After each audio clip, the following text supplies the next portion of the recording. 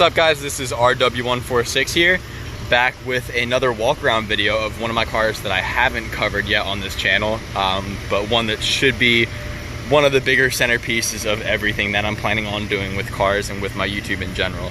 So this is a 1993 Mustang Notchback, and it is a car that I've had for quite some time, but that has been sitting waiting for me to actually have the right opportunity to get to it and do it the way that I wanted. So this is an original Cali car actually, and underneath it is entirely rot free. There is not even surface rust on the underneath this car somehow, even though it sat for the better part of 5 years waiting for me to get to it. It has 70,000 original miles on it, and similar to my other cars, I don't know how this keeps happening, but the interior of this car is borderline perfect. Like everything's there, it's all original, except for the tack and the gauges in the center console there. I also have this neat little Hurst shifter bezel that goes with the Hurst short shifter that's in this car. And apart from that, get back to the outside here real quick and show you a little bit of what's going on. So with this car, I am building this to be a drift car. It is going to be a street car still, so I'm not doing anything super crazy that would kind of defeat the purpose of it being able to be driven on the street. However, I do have a lot of stuff in store. So this car is already on coilovers. It has these really badass 18-inch 4-lug Cobra reps that was made by a company called Topline back in the 90s, and I believe there was some sort of a copywriting issue with Ford because the center caps on these wheels were so close to the original SVT center caps that they ended up having a lawsuit type situation. I want to say that was the case, but I'm not entirely sure. These are not those center caps. These are some cheapos that I got off of eBay because those ones are worth a bunch of money, and I didn't want to just be driving around with those on my car after I learned how much they were actually worth. But apart from that, for the time being, it is a carbureted 302 setup. I am building a 306 for this car right now with trick flow heads that should be done within a couple weeks. I'm not sure when I'm gonna have time to slam that in there, but I have a bunch of stuff waiting for this car. I do have a full 5-lug swap. Just sitting in the shop here, there is a fully built 2003 Mach 1 rear end with a 31 spline Detroit locker setup that's gonna be going in this car. Again, because I don't wanna weld the diff and just go full race car with it, I do want it to have decent on-road characteristics, so I'm not gonna go full race car like that. But it's about as close as you can get without actually welding the diff. I do have a bunch of stuff that should be pretty cool to cover with you guys. Starting with in the trunk here actually. So for that new rear end that I got some BMR single adjustable tubular lower control arms, but that is definitely not the focus here. These guys right there, that is something I put a lot of time and so far a decent amount of money into. These are my front spindles.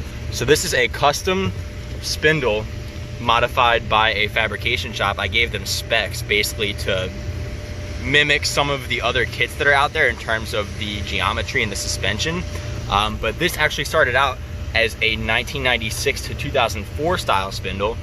And if you know anything about Fox Body Mustangs, with those spindles, there's a really bad bump steer issue that you can't fix, because basically right here where it would have sat from the factory before we had it raised here, that's exactly where your tie rod needs to sit. So there's no way to put it on the correct plane to eliminate bump steer with that setup. But apart from that, it is shortened for more angle, and like I said, it's raised to account for the bump steer. It's also turned back very slightly to give you better accurate angles towards full lock. Apart from that, you can see we got Cadillac ATS-V 4-piston Brembos going on there, and I did it the right way. I want to do a video on this specifically just because I've seen a lot of videos out there and everyone likes to modify the calipers and everything, and that's not the proper way to do it. This is the proper way to do it. This is an S&S engineering kit that comes with everything you need to basically reposition the caliper in reference to the spindle and make sure everything lines up. It also spaces the rotor out so you get the proper engagement, since this is a fixed caliper. There's no slider pins on this caliper. So if you modify the caliper, it's not gonna engage your brakes properly, no matter how close you think you get. There's no scientific way to do that properly, unless you set up like a CNC mill or something like that and do it. But nobody does that, at least not from what I've seen on YouTube. Apart from that, you go check out under the hood real quick. All right.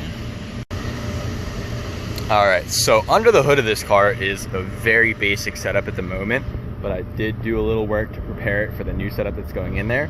As you can see, the battery's here for the time being because I don't have the actual relocation kit, but I fully wire tucked the engine bay apart from the MSD box, which I'm planning on upgrading anyways at some point, so I didn't really want to go through the work of rewiring that since it's going to have to get rewired anyways. I'm going to go with a 6AL2, so I have a programmable rev limiter and two-step rev limiter. Other than that, it's a pretty basic setup. It's a Holley 4160 carburetor with a Holley competition fuel pump, puts out about 14 PSI, I want to say, and a Holley returnless style fuel pressure regulator on a very basic 302. It's got like Mac equal length shorties, the Mickey Thompson valve covers that are old school that I really like. Really, there's not a whole lot to say about this engine. I did also get a dual Flexolite rad fan setup with a thermostatic controller wired in there. This does work, and it works very well. But yeah, that's pretty much it as far as the engine bay. Also, you can see I have the UPR steel camber caster plates. In case you aren't aware, do not use any type of a billet or aluminum camber caster plate with coilovers because they do not hold up to the extra abuse from your spring pressure being on your strut towers and on your strut bearings.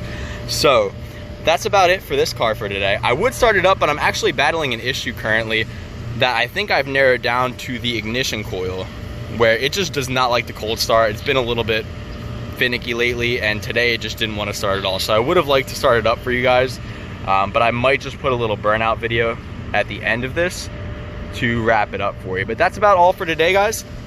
If you like this video, if you want to see more of this car, my 240SX, my Subaru that's inside getting fixed, or my Mark II 16 valve GTI. I'm actually picking up another car later this week as well that should be really interesting. It's something I've never gotten my hands on before, I have no experience with, but it should be really fun.